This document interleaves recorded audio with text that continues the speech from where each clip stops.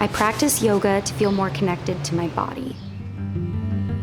I used to overtrain, undereat, and exhaust myself because I thought it would make me the person I wanted to be.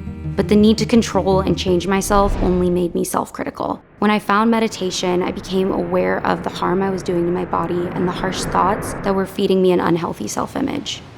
I had that classic moment in one of my first yoga classes where I started crying in pigeon pose, totally unaware of where the emotion was coming from. It was the first time in a while I was able to really listen to myself. We hear listen to your body all the time, but what does that really mean? I began learning how to structure a personal practice, so sun salutations, different asanas, etc., so I could check in and quiet my racing thoughts.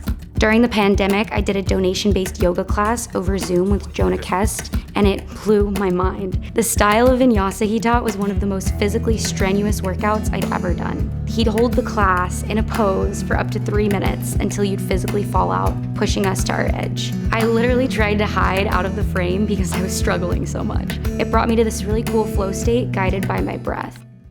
2 years later, I attended Become a Yogi teacher training where I went to Costa Rica and learned from Jonah Kest, Ashley Griffin, Andrew Seeley, and 34 other beautiful students. I got to practice and connect with very in-tune, like-minded people every day for 3 weeks. It was incredibly profound, intimate, and hard to put into words. The experience changed the way I viewed relationships, spirituality, and myself. But the greatest lesson was, this was just the beginning of a lifelong practice to live mindfully. Another student and dear friend told me the real training begins once you return home. What do you take with you, and how do you carry the philosophy behind the practice into everyday interactions with a world that moves so fast and mindlessly? Moving to Austin, Texas, and beginning my first job out of college right after I got back was quite the test.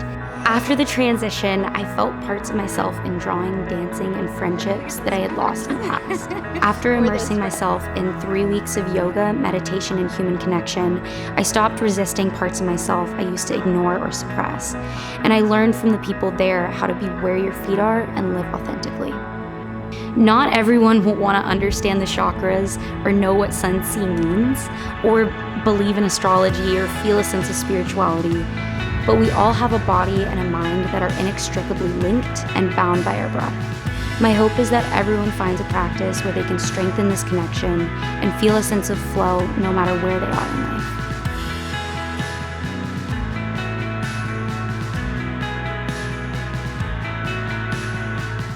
This is why I love you. Down. Alright, I think we got this. Beautiful. The best AD in Austin, Texas. Everybody, my big break. It's so good. Okay, you already got the music going. New York, here she comes. Right. And that's a wrap. No. Okay, I'm just copying Caroline. Hey. Turn. Turn. Hey. Oh. Awesome. Come on. Come on. Pizza roll. Pizza roll. Send any credits. I love it. Yay.